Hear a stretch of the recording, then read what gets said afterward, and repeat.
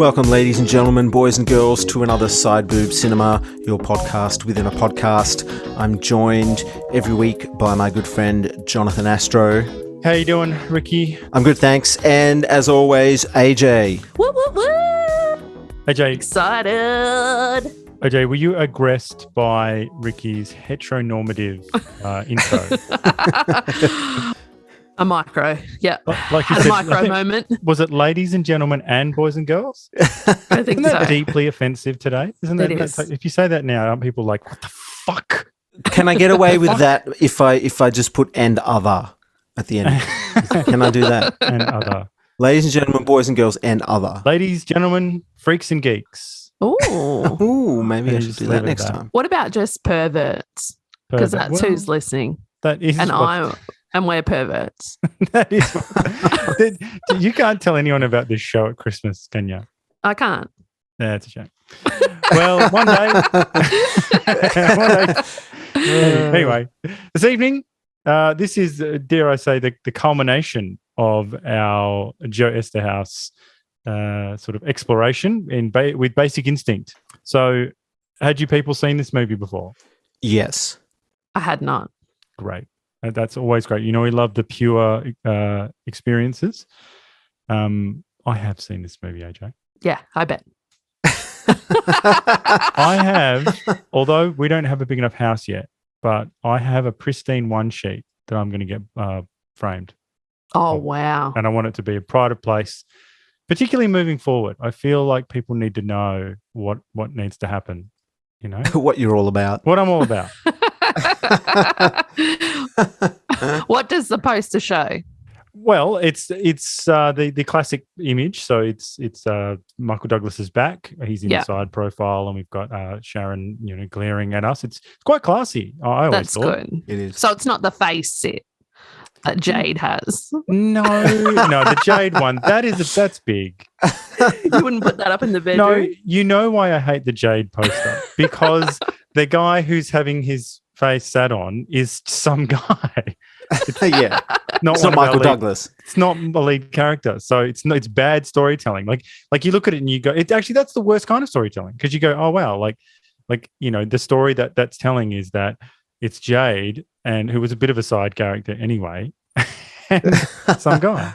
Anyway, That guy is still showing that picture to people, randoms. he is. This is Yeah. me and Linda Fiorentino. Yeah. When he goes to his 20-year high school reunion, he brings a big one sheet.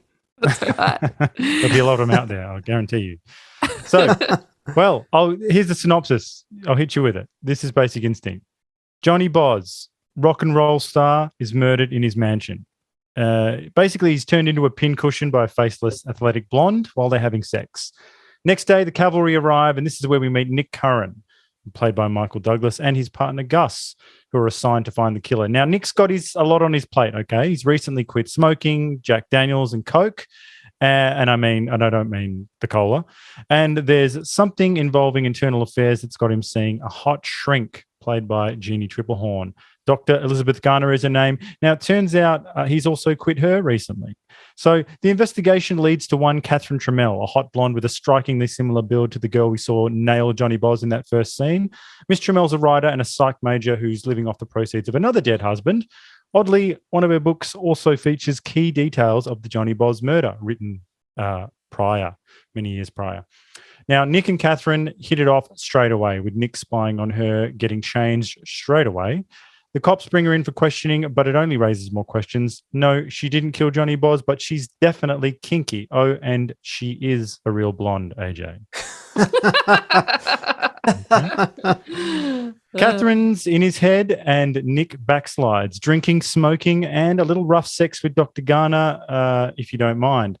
He continues tailing Catherine, and he discovers that she's using him as a character in her new book, and also researching him along the way. It's about a detective involved in a bad shooting who gets tangled up with a deadly woman. She clearly knows too much about him. Someone must have sold her his psych evaluation. Now, Nick confronts the main suspect, one Marty Nelson, who works for Internal Affairs, and it turns out Dr. Garner, his hot shrink, was the one who sold him the file, supposedly to protect him from being fired. Then, shock horror, Marty is found dead with a bullet in his temple. and Nick is suspended as he's being investigated. Now, Nick makes his move on Catherine, and they start their affair proper, having much dirty sex, which puts Catherine's lesbian lover, Roxy, out. Someone in a black car tries to kill Nick, and he runs them into a ditch, causing a fatal accident. Turns out it's Roxy. Now, Catherine's bummed, okay? She tells Nick about another girl from her past who used to stalk her, called Lisa Hoberman. Now, seems Catherine's popular. Nick discovers that Lisa Hoberman is, in fact, Dr. Garner. His Dr. Garner. And he confronts her, and she admits embarrassed that she did have a brief fling with Catherine in college, but she insists that it's Catherine who's the killer. Now, meanwhile, Catherine finishes her new book and rejects Nick, okay, after admitting that it was indeed their time together, that is, the fuck of the century. Gus takes Nick to an exciting lead, a former roommate of Catherine's who has the whole story, apparently. Nick waits outside while Gus goes to get the juice. Nick realizes it's a trap, but it's too late. Gus is murdered by a blonde with an ice pick. Dr. Garner appears, saying she got a message to meet Gus there. Nick pulls his weapon. She reaches into her pocket, and he takes his shot, killing her. The cops find a blonde wig, bloody ice pick, and police issue raincoat in the stairwell. They also find a gun in Dr. Garner's apartment and obsessive articles about Catherine, along with copies of her books, which all seems to point to Dr. Garner's guilt. Now, Catherine tracks Nick down. Seems she cares about Nick, okay? He's gotten under her skin. And they have one last fuck, and Catherine reaches for something, but it's a false alarm. They embrace, fade out. Fade in, ice pick under the bed. Dun, dun, dun. Okay. So that's what happened in the movie. I thought it made a lot more sense than Jade. Yeah. Than Jade, for sure. Yeah. Yeah. Like, I went into a lot of detail with Jade and I found myself very confused. I found it interesting seeing this up against Showgirls. It made me a little bit more disappointed in Showgirls, That is the best thing I've ever heard. Just because this film nails it like on every level, and I'm disappointed that they couldn't nail anything in Showgirls like on any level, Well, that's the thing, because this film reveals the flaws in all of the other ones, particularly Showgirls, but also Jade. I think that this gets everything right that Jade gets wrong. Yeah, this is proper. But first, AJ, what's your overall experience? How did you watch this movie? You watch this alone? I did. Okay. All right. Because I left it to the last minute, so Frank was at work. But we're going to rewatch both of the last films for Frank, because as it was the Frank Fest. Dude, it's Frank Fest. That's good. I loved it. It's amazing. Excellent. Why That's haven't I great. seen it 30 times? Oh, what a great response. Because it's always a bit of a worry, You could say, I hate it and I hate you. And I'm out. I'm out. And I'm out. It's interesting because it gets sort of middle of the road overall score, like on IMDb, like of about a 6. I don't get it. Well, I don't get that either, because Sharon Stone alone is so fucking amazing in this movie. So good. Like I don't know why she didn't win an Oscar for this. Yes. Well, I read some Insta smack like the other day about this. Like someone I follow was talking about Sharon Stone or something, and they said she was hot in Total Recall or whatever, and then some people were just talking smack about Basic Instinct. What? And I got so steamed. Like I was just like, what are you talking about? Like it's I've never understood this on so many different levels. Basically, the script's wonderful. It's deft. It's always ahead of you. Just like Catherine. If this isn't incredible entertainment, then what is? Do you know what I mean? What are we talking about? Like, I think you need to temper. Whenever someone gives it that 6 out of 10 or 5 out of 10, you just need to say compared to what? Yeah, seriously. Like, what are we talking about? Like, because if we want to talk about, artistic merit or something, then I'd go, okay, all right. So give me more detail. Are you talking about Fellini or Tarkovsky or something? Are you talking about, like mid-20th century European art film? Because if you are, then this was never intended to be that. So you ought not judge this on those terms. This is awesome in the old sense of the word, Hollywood entertainment, a masterpiece in the thriller genre. So I don't understand what people are talking about. Like it's got more in common with, mainstream Hollywood big, but all the big great stuff. You want big stars, you want big locations, you want lots of extras, you want, beautiful cinematography, you want girls with guns, all that stuff, right? That goes into the biggest Hollywood films and the best, and you want it to be slick. So I don't understand when people go, "Oh yeah, it's not that good," and you just go, "What are you talking about? What is this other film it's not as good as?" What I loved about this one, and again to compare it to Showgirls, the dialogue is so sharp and witty and foreplay-esque, and no talk of chips. chips or nails or brown rice and vegetables. Just the quips back and forth. How does it feel to kill someone? You tell me. Just like, well, it's noir dialogue. It's like double indemnity dialogue, and it's fantastic. It's like volleys over the net. Constantly. They're the real sex scenes. It's those dialogue scenes, and delicious. I feel like there's so many elements of the film that are like foreplay, like just teasing you a little bit. Like the music's the same, the dialogue's like that. Cinematography, the lighting as well. I'm sure we'll get onto the lighting, or we'll get onto the famous scene, the interrogation scene, which has some quite interesting lighting I've got a note about. But I'm sure you do. Is that the most paused, freeze framed scene in cinema history? Possibly. It must be. Yeah, I think she does a bit on Conan about it. Right. And it is, yeah. Yeah. Well, I just think this film it's a film for the ages, and it's a performance for the ages too. Like, we're going to be talking about this film for a very long time, and it's just it's phenomenal. I love this movie. I could watch it every day. I think it gains with viewings. I just can't get enough of it. I was there. I couldn't. Like, it's always loomed large. It came out at a time when I was pretty young, but I managed to get an illicit copy of it somehow, and it was just even panned and scanned. So with most of the image cut off, and back then our TVs weren't that great, and it would have been fuzzy after a while and whatever.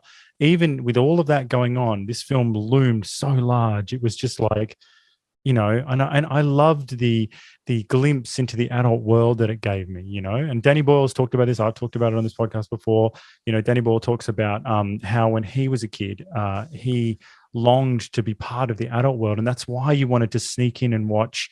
I don't know, like if you were in the 90s, Trainspotting or Pulp Fiction, or back in his day, it would have been Get Carter or Performance or something like that. You'd sneak in and see these Nicholas Roeg movies or whatever, because you were interested in the darkness and the sort of the robust nature of what it means to be an adult. And that's what this movie represents to me. It is just like a time when we wanted, from my perspective, I just used to look at it and go, wow, this, the adult world is so interesting and exciting, people in suits, and it's dangerous, and, there's death and sex and, scary psychological games and all of that. And I feel, as I've said before, despite what they say, I'm not sure Ant-Man gives me the same thing.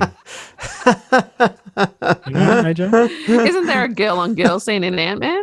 What do you mean? Well, that's what it needs to be more of. Because as we know, Marvel and Disney, they think that what goes on in this movie is disgusting. All of it. They're Barbie and Ken dolls. Yeah, they'd go. We've released a new version, and it's a minute long, and there's nothing. And there's no talk about how wonderful Sharon Stone's pussy is. Gus, the partner, is obsessed with her pussy. Gus. Oh, yeah. By the way, she got that magna cum laude pussy. Yeah. Come on, you wrote that down, right? I definitely did. I did. I think I only wrote down Gus quotes, actually. He has got the best line. He is good.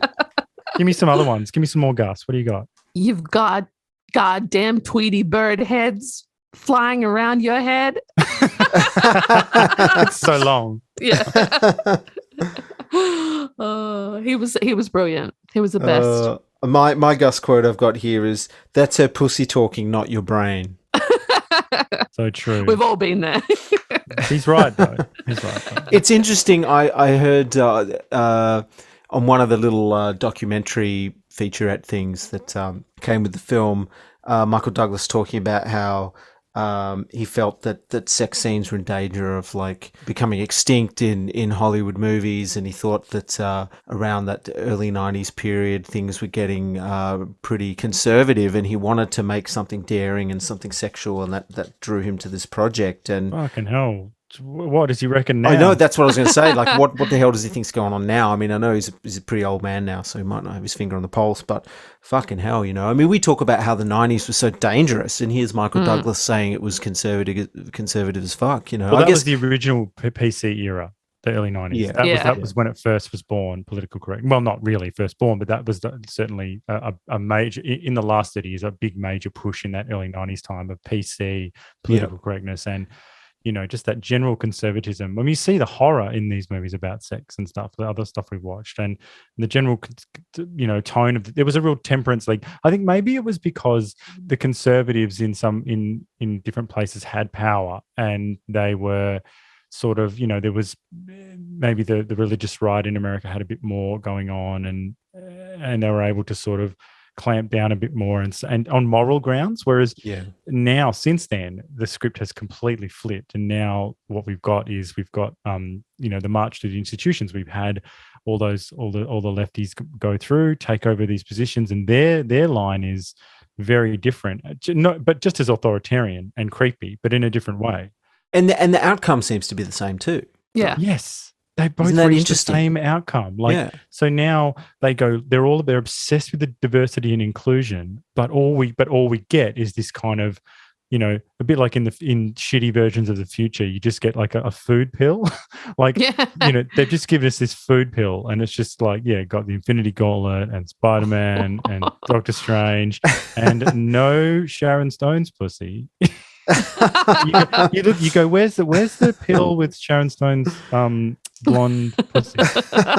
And they go, there is that, we don't make that one. We've never made that one. And they press the little button under the desk, and then people come and get you and re-educate you. Well, will this film go down the memory hole? Yes, unless we keep it alive. That's what people need to recognize, and we need to keep talking about this, because, you know, you just need to will it into life. You need to talk about it like it's happening, because films only find their life after the fact. Do you know what I mean? Like, people didn't really give a fuck about Citizen Kane, like, you know, back in the day, or It's a Wonderful Life, really. You know what I mean? It was definitely It's a Wonderful Life. That was a flop. Yeah. People cared about this film, though. It made a shit ton of money. They did. So it's a slightly different situation. However, like, there's that middle period where no one talks about it, and now we need to just to will it into existence. And you'd be surprised what can happen if, you know, certain people end up liking something. Like Tarantino in the 90s did so much for cinema. Like, you know, he brought films like, you know, just because he said he was a tastemaker and he was in a position of power, and he started up a company called Rolling Thunder Pictures, and he was like, right, fuck it, I'm going to tell the world what's hot. And under that little banner, he released like Chungking Express and a whole bunch of cool films that he was just like, Rolling Thunder. He's like, yeah, man, that's another film. And he's just like this is what's hot. You know, you can set the agenda. So we need this film to be taken up by some cool tastemaker. Well, we've seen what happens when Disney get their claws into things, and that, you know, that thing you told us last week, which blew my mind, was that they've sort of digitally lengthened the hair in that splash scene where Daryl Hannah goes out into the ocean to cover her butt cheeks. Yeah, because butts are disgusting. You know, like, but if you get, that's the thing. No one's in the room when these people bring up this stuff. No one's in the room to say, wait, can you just explain to me in great detail what you mean? And they go, well, we just want to lengthen the hair. I go, no, I know what you want to do. I just need to know exactly why you want to do it. And then whatever reason they told you would sound like the creepiest thing you've ever heard. If they were like, well, every time I see butt cheeks, my dick gets hard. And you go, okay, well, there's a problem with you because I don't think that's the point of this scene. I think it's meant to be she's free and nude and a mermaid. Oh, yeah, I know, but I saw her butt cheeks and look, I got a chubby now just talking about it. And you go, right. So it doesn't matter what answer they came up with, it would just be bad. So this fucking film, like this is all indefensible. That's the thing. Like we're in an era now, everything in this movie is indefensible. Like if you're in a room with a lefty lunatic authoritarian, and obviously they've got the power. They obviously they've got they've got the position of power because they've been hired for those purposes. How can you ever win the argument? Like I just heard that Paul Verhoeven and Jan de Bont talking on the commentary about the interview scene, the famous interview scene, and they were like, both Euro guys and Jan de Bont, the DOP, is like, oh yes, but she's in control. She's so sexy and so beautiful. Like if imagine saying that to a lefty authoritarian, like that's just absolutely indefensible. Wouldn't they just say, oh, you shouldn't be talking about women like that? And then the discussion's over, and then nothing. You know what I mean? Like you could never even will anything like this into being now under the current climate. You couldn't. Well, Sharon Stone in interviews was saying that it's such a powerful woman wielding her power, wielding her sexuality, and people used to see that as a positive female trait. Yeah, but she's not kicking butt, and there's men in it. That's a problem. So. Well, this film had an interesting beginning. $3 million was paid to Esterhaus for this script. Apparently, he wrote it in 13 days, I think, something like that. Compare that to the months of research they did for Showgirls. I know. Well, I'm always dubious when someone says they've written a script in 13 days. I mean, it's usually a lie, by the way. Yeah, Stallone reckons he wrote Rocky in one night. Coked up. There's a lot of coke in these stories. I mean, I can believe that from L. Ron Hubbard, who just churned out the shit day after day without even rewriting it. It's first draft, off it goes. But I don't think something like this, they're not mentioning the rewrites. Like he might have written it in 13 days, but they went through a big process. They got another writer on and did 5 drafts. And yeah, but apparently they threw all that out though and went Esterhaus's original was better. But here's what I would argue. In the development process, that that was all bought and paid for, because the thing is, the 5 drafts you had to do because he had no development, because it had no development. Those 5 drafts were the development. You can either do it at the beginning or in the middle or at the end in the edit suite, however you like. You're doing it. You're doing that work. Like it's, and they did it in the middle. That's all, and they paid for it. And then because that's standard. You often realize that the first draft or the third draft or whatever was great, and the 26th draft wasn't that good. But you have to do the whole work. You have to do the whole thing. Yeah. So that's what I would argue. I mean, I'm sure there's exceptions to the rule, but yeah, you should be circumspect of these bullshit Hollywood myths, because they only create bad writers as well, like out there who go, oh yeah, I can do this in a weekend or whatever. And you go, no, you can't. Yeah. He'd already written, like, Joe Esterhaus had, like, they act like, this is his first movie. He'd already done like fucking, what is it, like 12 years of movies or something. Like, come on. Yeah. And that's the reason why he's getting paid. That's right. Yeah. So it only works as a story if he'd never written anything before. And you go, wow, that's extraordinary. And you go, wait, hadn't he done like, Flashdance and Music Box and a whole bunch of other movies? And you just go, oh yeah. So he knew what he was doing. Yeah. Well, Michael Douglas was also involved pretty early on, and his background was in film producing as well as acting. Because didn't he produce One Flew Over the Cuckoo's Nest? That was Academy Award winner for that. Yeah, well. an early success of his. And so he was involved quite early, and he felt that Sharon Stone was not big enough of a star to go alongside him. They needed like a bankable actor, a bankable actress. And Verhoeven, he had worked with Sharon Stone on Total Recall, and he said what he loved about Sharon Stone was that she could flick the switch between being, really psycho to really nice and or she's and warm. She's actually manic. Yeah, she probably is. So he liked that aspect, and he thought that she'd be able to do it, and so they auditioned so many different actresses, and the nudity was always a big problem. Like Verhoeven from the outset would say to the actresses, there's sex in this, it has to be full nude, it has to be this, and a lot of potential actresses didn't want to be a part of that. So he did some screen tests with Sharon Stone, and then it wasn't until Michael Douglas did a screen test with her that he was like, "Yep, I think she's got what it takes," and which is great because it would be a different thing if it was Demi Moore or if it was Michelle Pfeiffer or the other thing, I think Sharon Stone, because she was at that point in her career where she really needed to have a success, or she felt that it would be over, and she was looking to go back and study a law degree and give up acting altogether. So she felt that it was her final shot at something, and she's given it 110. She is. Yeah, she's so 110. Good. Yeah. So Verhoeven said to her, "Whatever I want, you have to do it," and she said yes to that. Which is amazing. It's just so good, She is, part of a long tradition of film noir characters. She's beautiful, feminine, and also completely masculine. And she's a superheroine in her cleverness. And yeah, it's just so great. And there was also a lot of controversy around the gay and lesbian stuff as well. The Gay and Lesbian Alliance, they protested after reading a leaked script.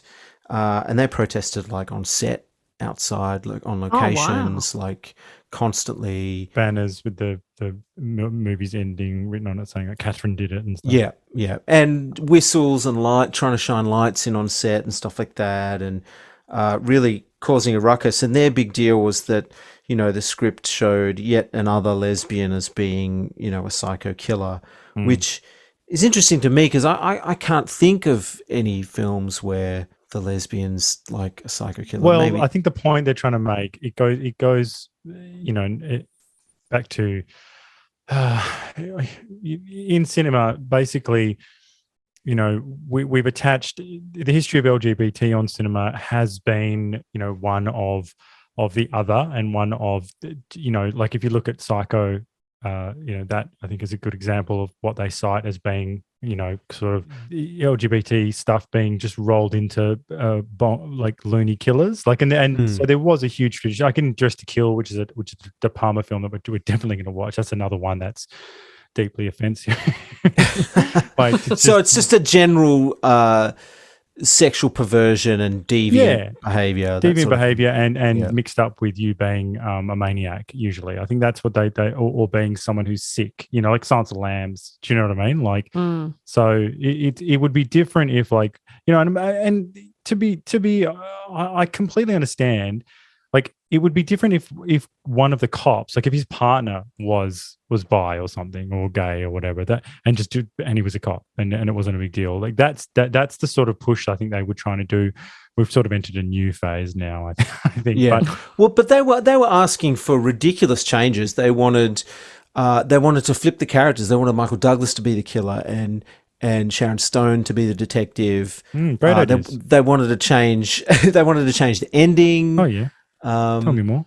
Have you done any writing? This movie would suck. Have you lunatics who have no job and who are picketing all night on a Tuesday night, have you done any writing? No, I haven't. Well, can you fuck off then? But Verhoeven said, look, watch my other pictures. Like, I've done this sort of material before. Like, go back and watch these films. And he listed a few of them. It's like, but they were like, no, don't have time for that. Well, and here's I'm sure you can get to this, but Joy Esterhaus came out on the side of those people. He did. I know. He was going to cave and change stuff. Yeah.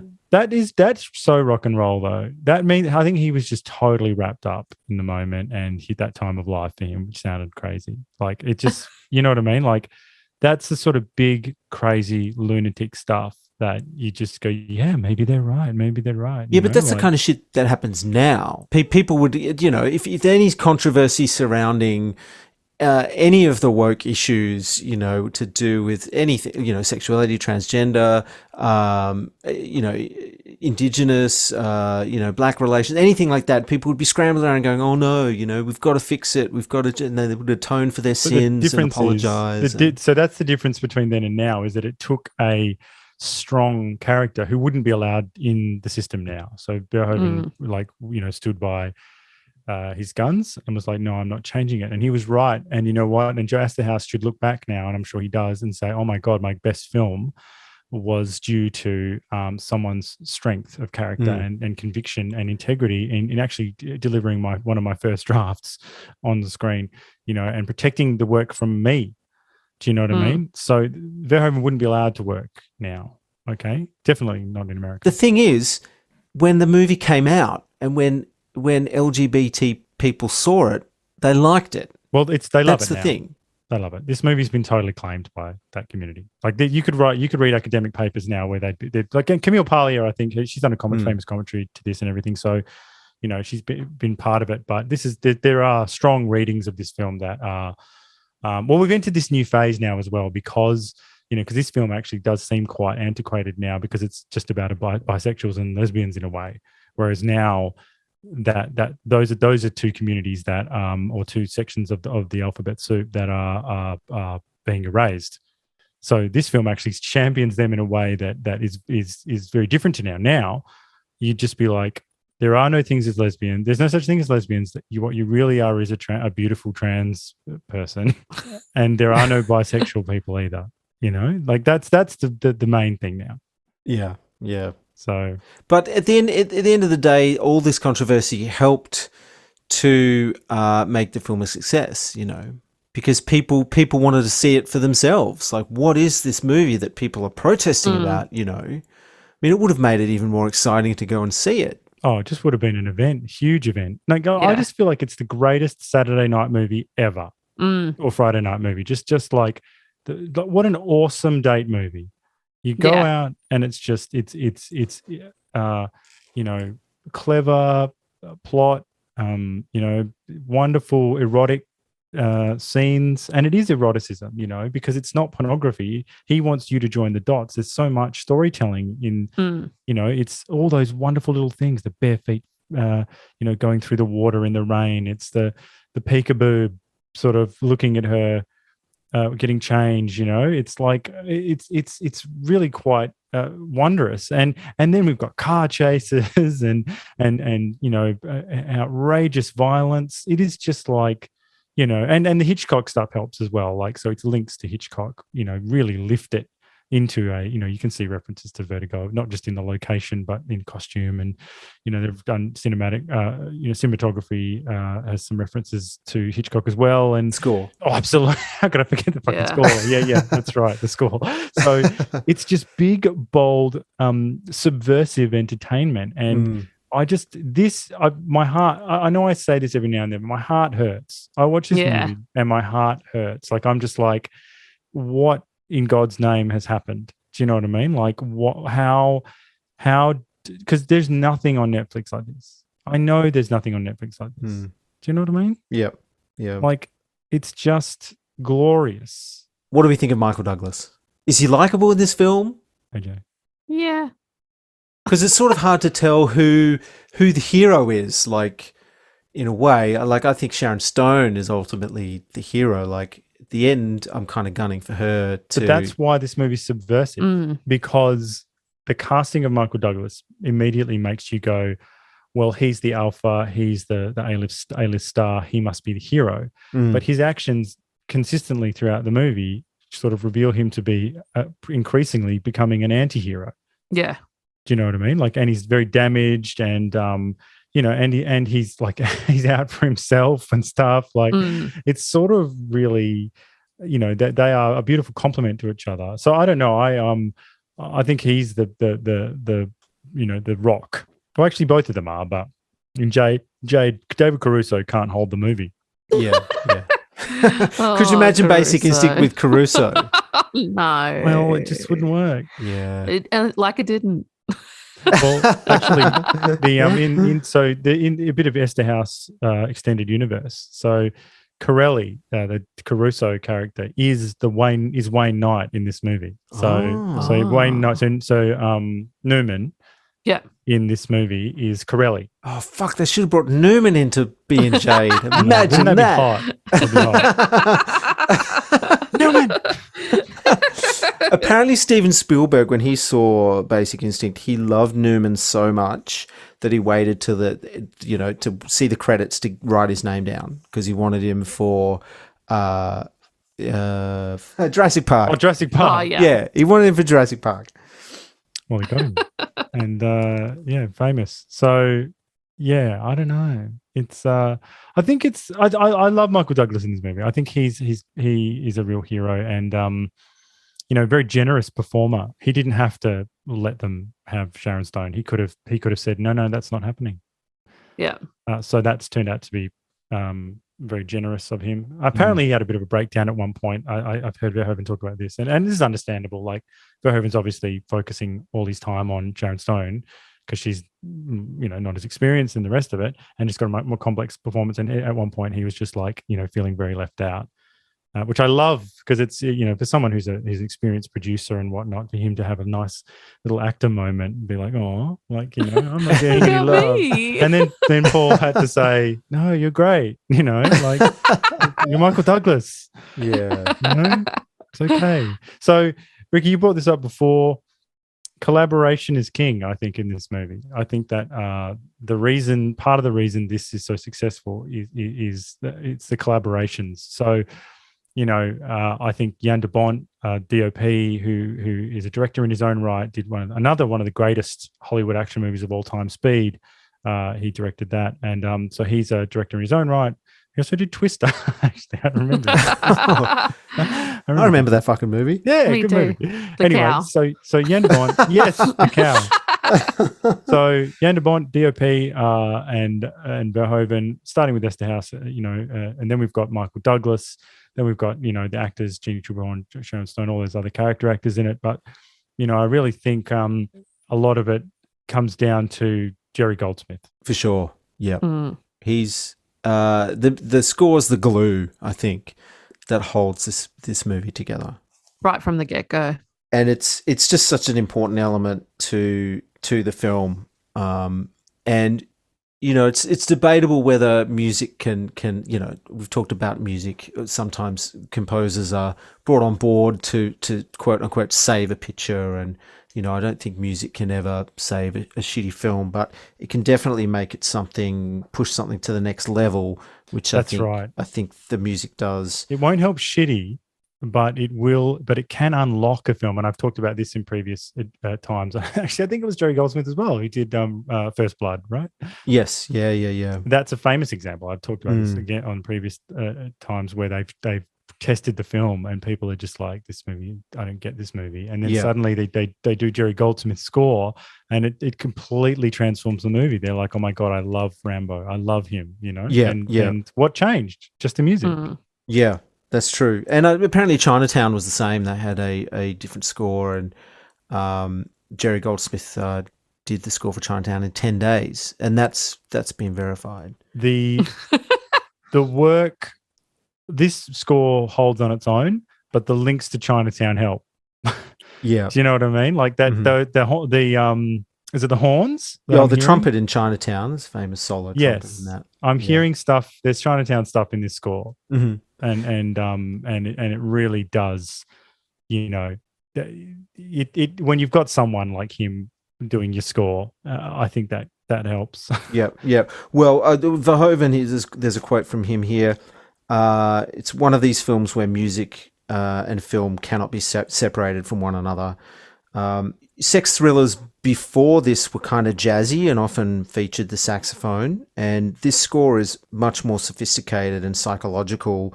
It has like a coldness to it. It really is music for a psychopath, for a sociopath. It's crystalline and mysterious. And the score is all about climax. It builds with a sense of orgasm and a sense of impending murder. It ebbs and flows like lovemaking. And it has strong links to, as we said, Vertigo as well, which Verhoeven sort of came to Goldsmith and said, I don't want to really give you big film references, but if you wouldn't mind, rip off. But Vertigo is key here. Have you seen Vertigo? Which is, one of Bernard Herrmann's greatest, probably his greatest film scores. The dread, as soon as the director says Vertigo, Well, you just be like, oh, Goldsmith my God. actually knew Herman. They worked together at the same radio station back when radio plays were kind of a big deal and composers would write bits and pieces for radio plays. And Goldsmith actually didn't think that highly of Bernard Herrmann. Actually, he thought he wasn't actually a very good composer, but he was very good at what he did. You know, what he did really well, which is a very minimal, repetitive sort of film score, which I think, you know, Bernard Herrmann, he is basically the grandfather of modern film scores, really. Like, everything ties back to Bernard Herrmann. Before that, you'd have these big bloated Max Steiner scores of the 1930s, you know, like King Kong. Mickey Mouse scores where they just, the music is very tied to action on screen. That's right. Yeah. It's like every person's movement had some sort of a musical punctuation, and to see that with modern eyes is just really jarring and tedious. And Herman really pushed away from that.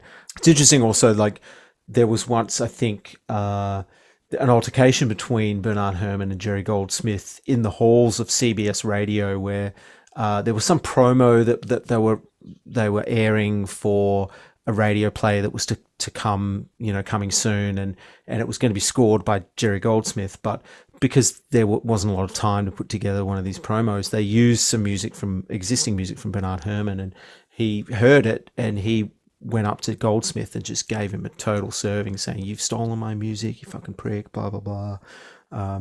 So there was a little bit of tension between those two guys, but, you know, obviously Goldsmith was very aware of Bernard Herrmann. And what Goldsmith's done here, his score draws entirely from elements of the main theme. And so a more old-fashioned approach would be for each character to have their own theme.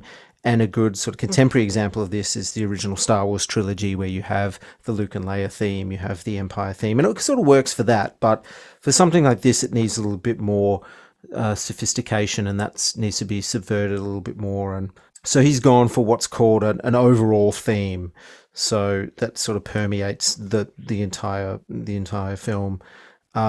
And one of the more recognizable repeated musical motifs is that of the opening sex scene, which returns to signpost the murder. And it tricks us several times into thinking that Catherine's about to murder Nick, but, you know, it fools us every time. I think it happens 2 or 3 times. And then, of course, you get that huge climax at the end where the camera pans down under the bed and you see the ice pick. And so good. Jack in the Box. It was incredible. Yes, yeah. And it's, you know, the music's rapturous and it's operatic, just like Vertigo was, but I think it pushes it into a more intense level with more intricate melodic fragments and darker, fuller textures. And Goldsmith actually said that this was the most difficult score he had to write, because it's a real dance between dialogue and emotion and action, and a lot of it is very subtle and sits under the dialogue. You know, a great scene is the cross-leg scene where he underscores the interplay and the power dynamics of Catherine and the detectives. And it's very tricky to get that sort of stuff right, because you can really overpower a scene or detract from a scene, and you've really got to be sort of a third element weaving its way through everything, you know.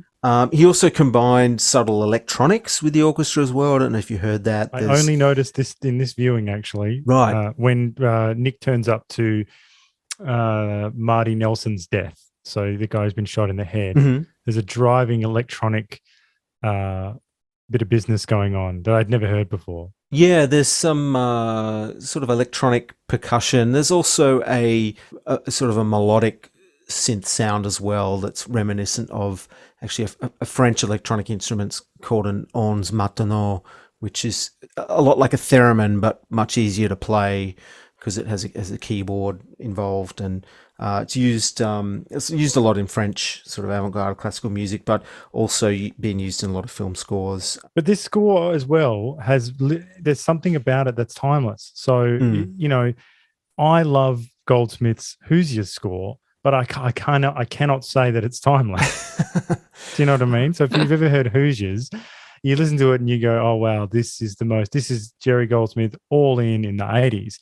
Whereas this score, I think you listen to it now, and it's not like you're not sort of getting that same feeling like when you watch Shaft or something and you hear the Shaft sort of score and you go, okay, that was a time and place.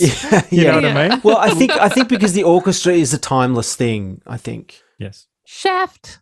Can you dig it? I think this works because he's used the electronic stuff very minimally.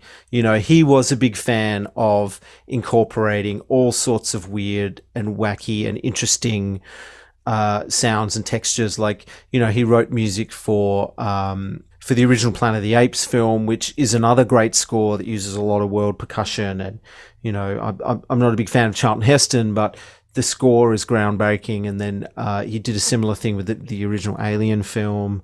He's got a bunch of weird instruments. And so he was always looking for new sounds to incorporate, and he gravitated towards electronics because that was kind of the new thing happening. But he didn't do full Marauder though. Like he didn't. No, he's never gone full Marauder.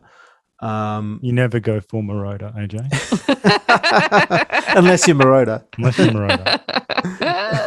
But that's a different kind of thing, I mean, for a while the electronic score, like Marauder scores were a bit on the nose in the early noughts, but it's come back with a vengeance. I mean, look at strange shows like Stranger Things, and everything's retro synth now, and I'm sure that'll pass, and then orchestras will be favoured a little bit more, down the track. Everything sort of goes in cycles, and it's got a quote here from Goldsmith. He says, Basic Instinct was probably the most difficult I've ever done. It's a very convoluted story with very unorthodox characters. It's a murder mystery, but it isn't really a murder mystery. The director, Paul Verhoeven, had a very clear idea of how the woman should be, and I had a hard time getting it. Because of Paul pushing me, I think it's one of the best scores I've ever written. It was a true collaboration. And I did see little snippets of Verhoeven talking about the Jerry Goldsmith score, and he was always talking about encouraging him, pushing him, helping him, which is I think, is a great way to approach the director-composer collaboration, as opposed to, you hear stories of really bad collaborations between directors and composers. I mean, the stories are legendary of bad shit that's gone down. Essentially because directors, they have a hard time working with composers because it's really the one element of the film that they find hardest to communicate and to because unless they're musicians themselves, it's kind of like a different world. You to be a composer of music, you really have to have studied and been immersed in it for a very long period of time. It's not something you can just read a couple of chapters on and then, oh, yep, I know how to do it. I know how to talk to a composer now. It is very difficult, but I think they got the dynamic right, and it's obviously a lot of mutual respect there. And yeah, so I don't know if there's much else to say, but it is an amazing score, and it is out there on Spotify and whatever, so check it out. Yeah, no, it's an awesome score. So we'll pivot to our segment. Now, AJ, I did my best this week, so this is Keeper or Creeper. Yes, but it's only short because it was slim pickings. So yeah. I think first we've got George Zundsa as Detective Gus Moran. So salt of the earth detective. He lives in the city, but he likes sort of a Western rodeo themed bar every now and then. He's fun. And he always calls him Hoss, doesn't he? Yes, Hoss.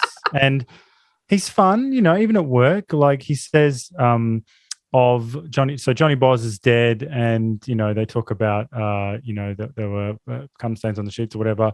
And we'll get to that's one of my favorite lines. I'll do that properly later. Don't worry. But he says, Gus says, he got off before he got up. So he's funny. So he's fun. Yeah, he's funny. He's an inappropriate pigman. So you need to choose. So that's Gus. Keeper or creeper? Look, he brings pizza, and he's a bit funny, but he's a big man. So you could reform him, surely. I could change him. I've often thought this throughout my dating life, Okay. and that's never worked. So, but I could with this one, I think. Now, And well, no, look, now don't feel bullied, like, because, you know, I want the keeper you pick to be worth it. So if he's not good, you said he's like, I don't think there can be much argument when you've called him a pig man. yeah, he's a pig man. Well, then I think that is a creeper. Then. Okay, he's a creeper. Yeah, I think he's been the closest to a keeper, That's true. right? Definitely. But just because he's a keeper doesn't mean he's going to be your keeper, though, right? It just means that Look, it he's means keeper whatever you material. It means whatever you want it to mean. All right. Next up, Leilani Sorelle as Roxy. So Roxy's a good dancer. She's a bad driver. So that's unfortunate. She's What is intense. it with Lotus in the 90s? I love Lotus cars. They're so good. In Pretty Woman, doesn't he drive a Lotus? The Spy Who Loved Me. This is the car that turns into the submarine. Right. In The Spy Who Loved Me. I feel like we need Yuri here to talk about these cars. You know, I don't know if you've heard Mano a Mano, AJ, but Yuri loves cars, and he can really get deep on it. Whereas I don't know anything about cars. But I did know when you said Spy Who Loved Me, I went, yes, I know that, and I know that car. So anyway, Roxy, she's intense, all right, but she likes to watch, which is good. So if you like to, that, that's good. So what do you think of Roxy, keeper or creeper? Nah, creeper. She was too intense for me. Yeah, fair enough. Yeah. But what did you think of her dancing? Yeah, that's a bit creepy. The dancing where she's going side to side with the guy to check out what that side to Sharon side Stone's move doing. is fucking amazing. Yeah. It's too much. Yeah. Impressive. It is. So, Detective Nick Curran, Michael Douglas, he's healthy for a guy who drinks, smokes, and does coke. Poor judgment, I'd say. Yeah. But a somewhat generous lover. Yeah. He does, I believe they would say in some, provinces that he eats the puss. He's known, even in real life, I eating know. puss. Apparently, that's how he got tongue cancer. Apparently, That's right. Which is not true. It's the drinking and smoking that did it to him. He just Imagine saying that though. Like, wasn't that on amazing. a chat show? That's a man who has never who hasn't engaged with real life in a long time. you know what? I think MythBusters needs to jump on board and do this one.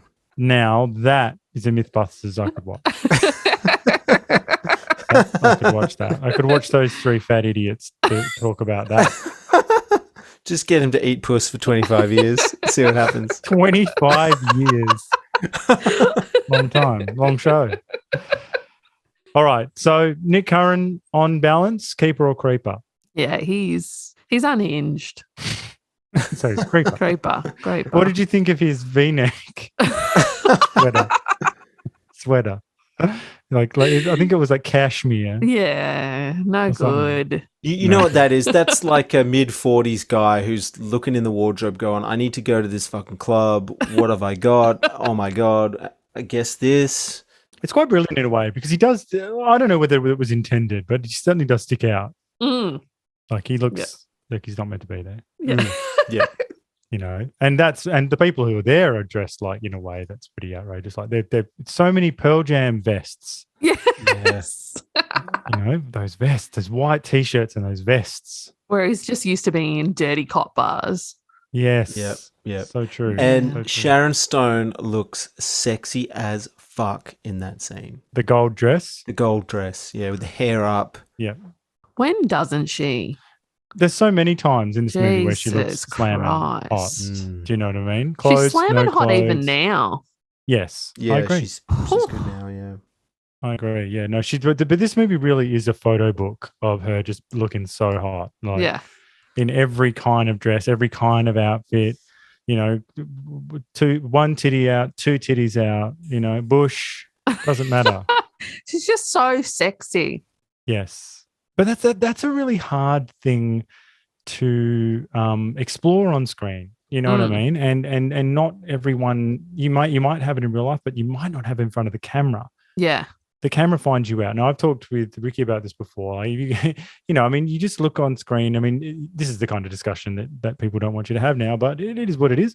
So, if you talk about who's sexy on screen, like, I've talked about Janet Leigh being one of the most sexless actresses on screen that I've ever seen, and there's scores of these sexless actresses, whereas there's others that you just go, oh my God, like you come across as just a total sex pot, like Drew Barrymore when she was in Poison Ivy. Yeah. Manic, manic, sexy. But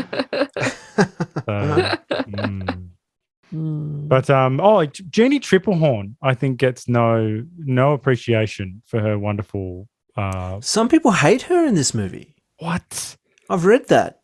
Oh, She's got like one of my favorite scenes. That sex scene with her, the roughhousing one, is, oh my God, amazing. What would be the claims? Can you remember any of them? They just say she's no good. The acting's She's no not good. a good actor. Yeah.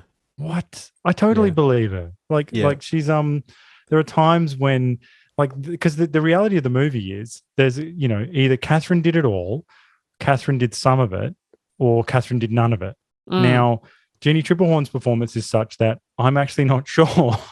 Yeah. You know what I mean? Like there are wonderful cues in there where like the way she looks at Nick when he goes in and her face drops straight away as soon as he turns out of frame.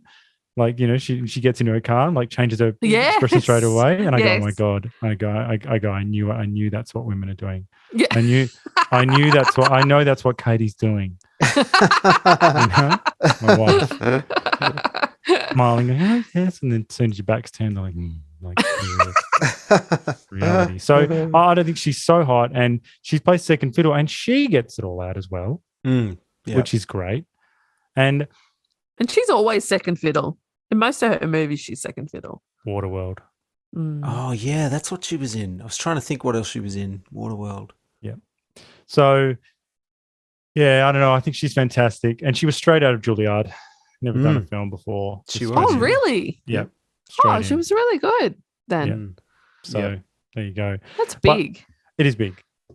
But I think, look, broadening out a bit, I think that this film is sort of misunderstood in a way, and it's engaged with some of the themes maybe. So I think that I don't think people give the story enough credit from beyond it being just a sort of a whodunit.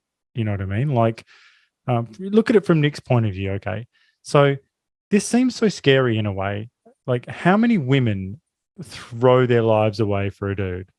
Like, I don't think it's as many as men who throw their lives away for a woman. Like, his behavior in this movie, Michael Douglas' behavior, seems totally real. Do you know what I mean? Yeah. Like, he'll do anything. He'll fuck his whole life up to get that pussy. Do you know what I mean? Mm-hmm. And it's a movie about like standing on the edge of your obsession and giving over to it, knowing full well that it's bad for you. Smoking, drinking, fucking, whatever it is, right? In fact, a personal anecdote, I can tell you that this movie has made me backslide into smoking more than 3 times. More than 3 times. Like, I've watched it and gone, yeah, fuck it. Okay, I think of that line, and how's that smoking? Sucks. Right. Well, did you know that the film was criticised for glamorizing cigarette smoking? Yes. And Joe Esterhaus later he was diagnosed with throat cancer, and he publicly apologized for glamorizing smoking in film. Yes. No, I totally agree with that. I've been a victim of it. So it's I get that totally. And what can you do? I mean, he was coming from an old Hollywood tradition, and he was using it as a prop and a way of life, and ultimately it's not good. But the way Stone smokes is sexy. Oh yeah. But then again, Ricky, I know you've never been a smoker, so I can tell that Michael Douglas fucking loves a wheeze. You know what I mean? Like, whereas he sucks on them like it's everyone's his last. Okay, whereas she's doing dainty. She's not taking a deep drag, like she's trying to keep it sexy as well, but like Yeah. he's just going mwah, mwah, mwah, sucking it down. So maybe this movie's also, now I got this from Charlie Rowe's interview that Esther House did, which was really fascinating. It's about a book he'd written about 20 years ago about Clinton. He was talking about that, and he's sort of in that book, I forget what it's called, American Taboo or something like that. And some of the chapters in the book, he writes from Clinton's Dick's perspective, whatever the Dick's name is, starts with a D, Derek or whatever, and about the Lewinsky scandal, all that crap.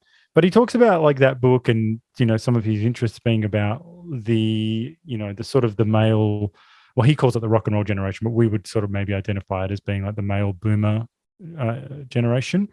And I use that as a non-pejorative because I know that that's got a pejorative thing. I'm just saying it's descriptive, like that's the era. So he's written about, I think if you see Michael Douglas in this movie as being part of that Bill Clinton era and that type of man, I think that adds a little bit of something to it. So it's good men, well-intentioned men with big flaws and pussy hounds.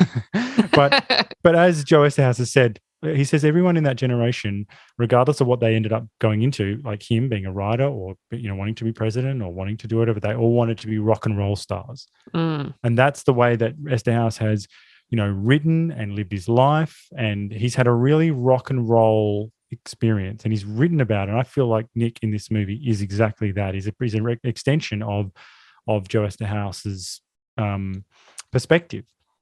You know what I mean? And I think maybe because obviously generations have changed and times have changed and whatever, maybe that's part of the reason we don't get these experiences anymore. Like we don't have, like, there's sort of there's an external, search for meaning in sense experience and all sorts of stuff that is missing, from the Avengers. That's. Do you know what I mean?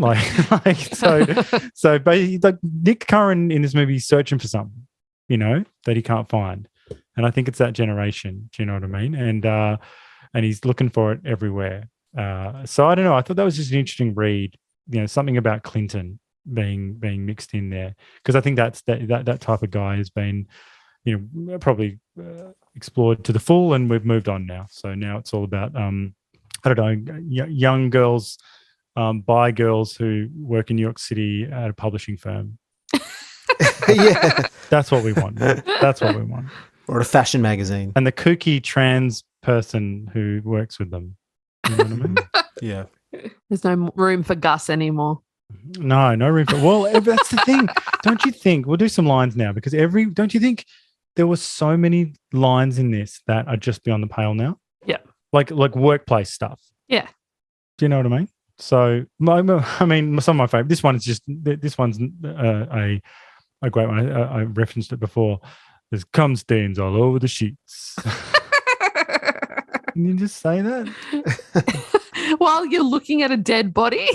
Yeah, there's cum stains all over the sheets. But there were. He wasn't lying. There were. So you're saying it's was factual. A literal take. Yeah. Actual. Okay. I love. There's so many great lines. So your mate Gus AJ says to Catherine, "What are you, a pro?" At one point, and I believe he's asking her whether she is a prostitute. I like her response though. She No, says, an amateur. An amateur. That's great. She's into it for the yucks, not for the money. That's right. Lots of great little playful bits of dialogue that get stuck in my head. Now, because I've seen it too many times, I'm obsessed with all the little lines, not the big ones. Like there's lines like just little things like, "Ain't that cute, this Gus? Ain't that cute? They got his and hers Picassos. Gus, I didn't know that you knew who Picasso was. Sure, it says right there." And then just, hers is bigger. Great. Hers is bigger. That is just fantastic dialogue. No, it was good. What about the "Let me ask you something, Rocky, man to man"?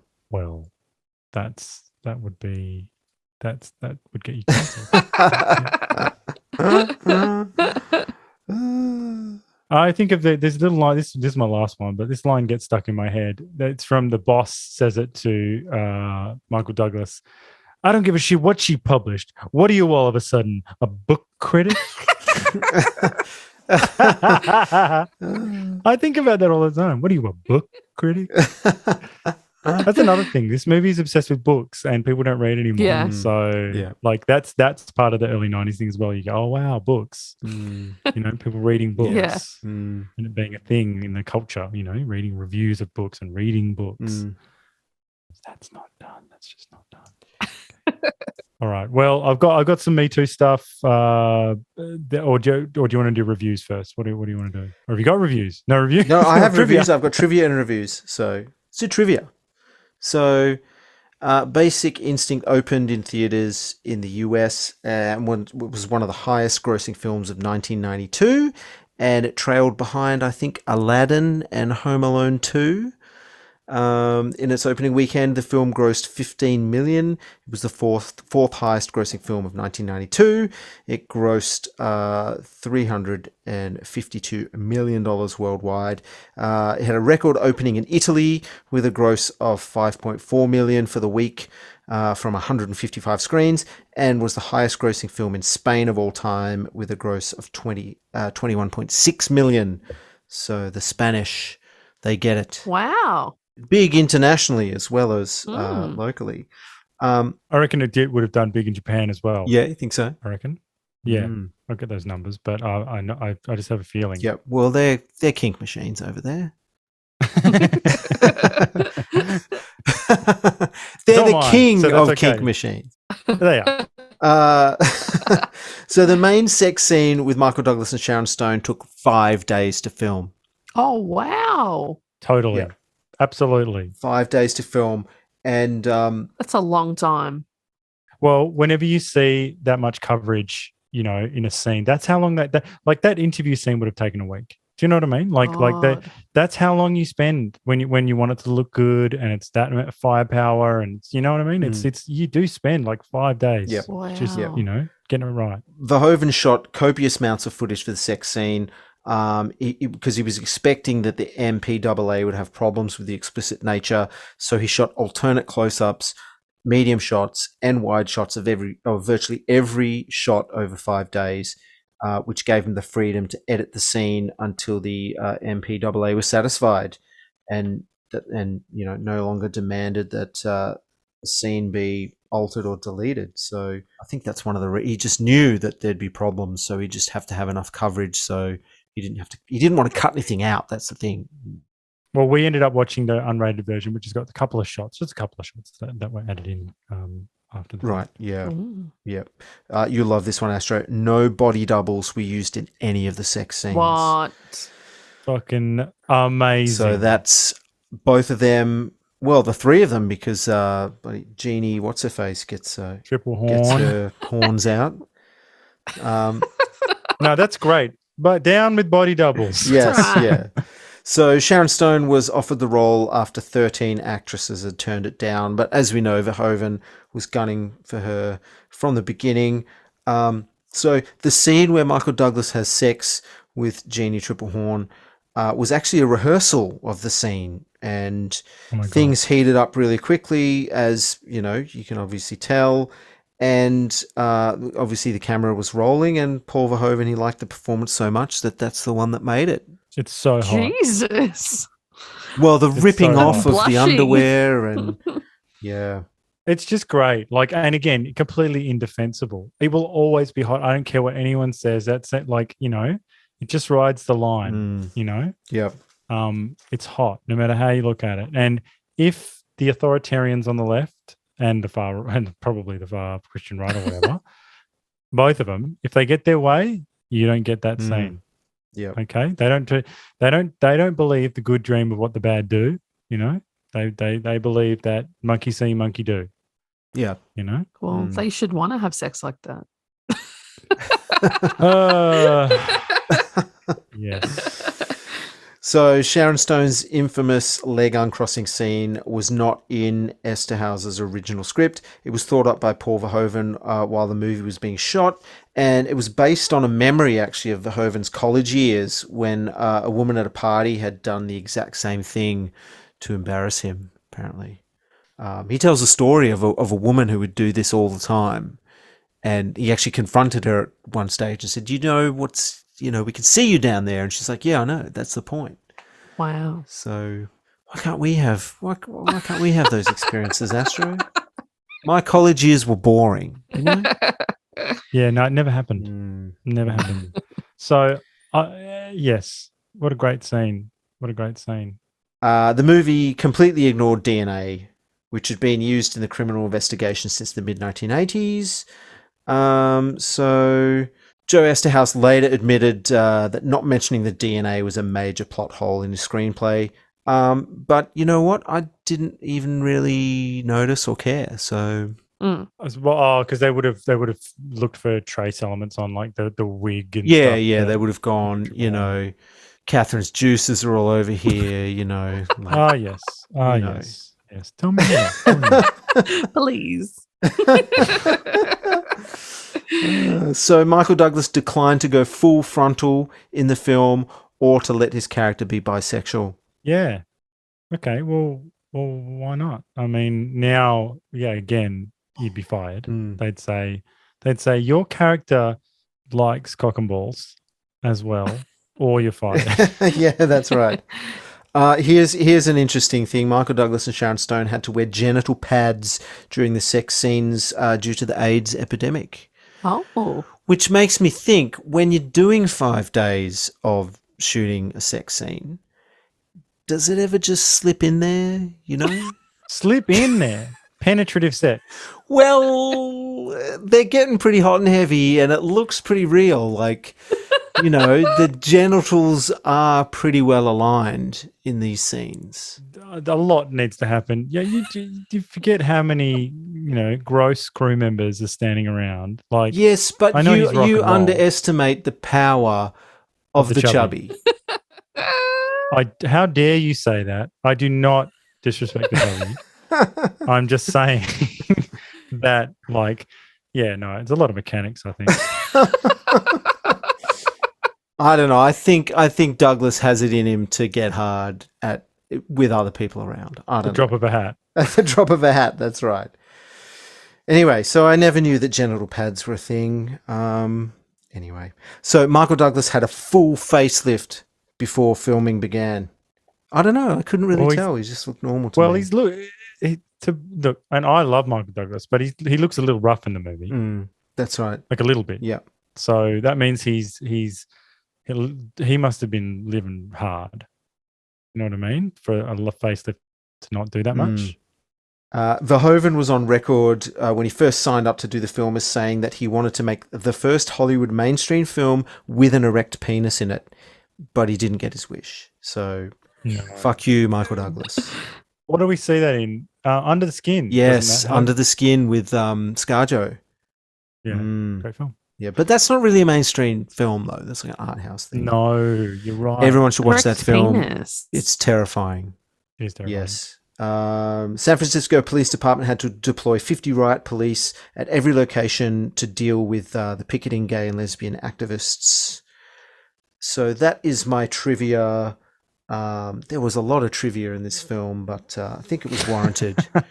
I think. Much. So let's move on to reviews quickly, or maybe not so quickly, because that's long also. Janet Maslin of the failing New York Times praised the film, saying Basic Instinct transfers Mr. Verhoeven's flair for action-orientated material to the realm of Hitchcockian intrigue, and the results are viscerally effective even when they don't make sense. This is my favorite one. Australian critic Shannon J. Harvey of the Sunday Times, calling it one of the 1990s finest productions, doing more for female empowerment than any feminist rally. Stone, in her star-making performance, is as hot and sexy as she is ice-pick cold. There you go. That's from Perth, by the way. Very good. Sunday Times. Yes. Let's talk about Ebert. He gave it 2 out of 4 stars. Now, I like doing Ebert because I feel like Ebert is like the anti-SIDEBOOB. So it's good to get another perspective, you know. Now I got a couple of paragraphs I have to read out here. Consider the last shot of the movie. No, I will not reveal it. This shot allows us to discover who done it, whether one of the characters is a murderer or not. The screen is faded to black, then we get the last shot. It answers our question, but if the last shot had provided the opposite answer, it still would have been consistent with everything that happened in the film. Each and every shred of evidence throughout the entire movie supports two different conclusions. This is the kind of ending beloved by marketing experts. The audience likes the heroine. Make her innocent. They hate her. Make her the killer. Only one shot has to be changed. As a result, I left the movie feeling depressed and manipulated because it didn't matter how hard I tried to follow the plot and figure things out. The whole movie was just toying with me.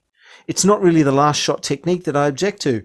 What bothers me is that the whole plot has been constructed so that every relevant clue can be read in two ways. That means the solution, when it is finally revealed, is not necessarily true. It is simply the writer's toss of a dice. What a load of old tosh.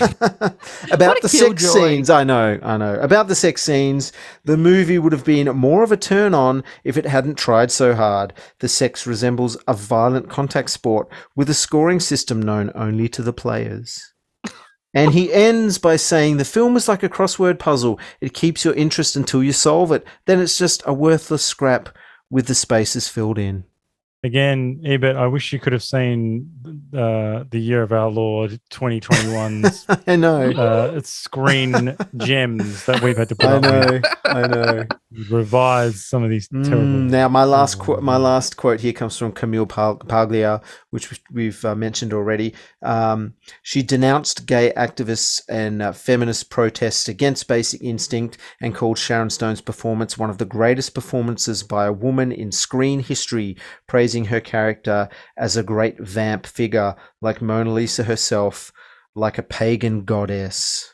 What a hero Palia I is, know. eh? Where would we be without her? She's so great. So true. That is a good pivot to Me Too. Just a couple of little things. Only, I think the film speaks for itself relatively, but just some things to keep in mind when you're coming up with your rating. Leave It to Beaver. Interview scene is most damning. Group of men interview one female person of interest, which is fine, except they're all sweaty and can't stop thinking about her sex life. So that's a problem, that interview scene.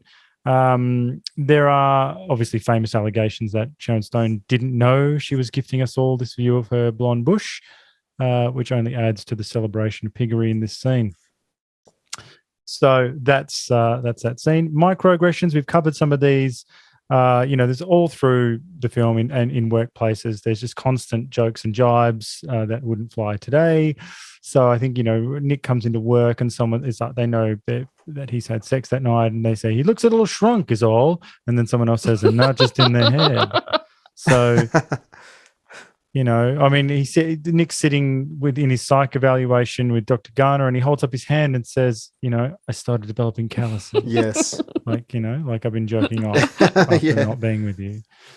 So that's not going to get you anywhere in workplaces today. Let's be friends, okay? Both Roxy and Dr. Garner are into girls and they're both crazier than a bat on acid, okay? So, which is not good advertising for the LGBT community, as we've discussed. Plus, both get sacrificed to protect the main heterosexual relationship. Nudity, well, that's disgusting, as we talked about. So that goes on there. So really, the severity of these charges depend on what you think of Catherine. Is she in control or is she not? I think that really will sell it for you. So if you feel like, she's a feminist hero, like Camille Paglia says, then it may affect the score. If you feel that, really, this movie is just in a patriarchy propaganda, then that'll speak for itself. So what do we reckon? I think she's a very strong and in control character. And I think the infamous interview scene, she is completely in control. She's got all those guys by the balls. Yep. I'm going to give this movie a 4 out of 10 on the Me Too scale. I agree. Yep. It's so funny. The most overtly sexual films are the ones that sometimes surprise. I think this movie is a fantastic example of strong female character. Totally star-making performance, and we just can't get enough of her. It's glorious to behold. Let me wrap this up with one last quote from Verhoeven. Basic Instinct opened all the doors for me in Hollywood, and Showgirls closed them. Thanks, Joe. That's perfect to end our Joe It's the House Festival. Yes. That's perfect. Excellent. Great. Okay. Well, that's Joe as the House. We'll have to think about another, themed set of, films, particularly in the new year. I really enjoyed getting deep on this. It was great to be able to sit with one person and think about them and not jump around so much. Yeah, it was awesome. Yeah, let's do more of that. Next week, we haven't really talked about what we're doing next week, but there is a film I really want you guys to see. So maybe we'll do that. It's from 1974. It's called Phantom of the Paradise. It's a Brian De Palma film. It's a musical. So we haven't done a musical, I don't think, properly. Maybe we have, maybe sort of. But I really want to know what you think of this film. So that's what we'll do next week. Sounds good. How exciting. But hey, there was one other thing. I wanted to do, over the Christmas period, some carry-on films. What do we think? Amazing. Okay, good. I'll think. I'm so excited. Great. I used to watch them when I was little. Excellent. Well, I'll pick out a couple, and I don't know why, but I just wanted to really let my hair down and go, let's watch some carry-on films, because I feel like that they are the most deeply offensive to Definitely. the authoritarian left. Oh, I can't wait. I am beaming. I'm so excited. Great. I'm even salivating. Well, let me know if there's any particular ones, because I was just going to go from the beginning and say, Oh, no, it's fine. All right, Ricky, anything else? No, I think that wraps it up. It's been very enjoyable doing the Esther House Film Festival, the Frank Fest. Yep, I love the show. I love this podcast. Let's keep it going through into the new year.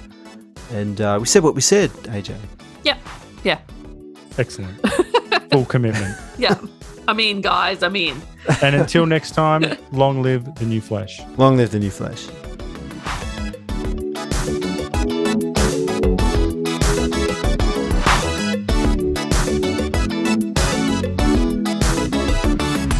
Yes, but you underestimate the power of the chubby. That is the best thing I've ever heard.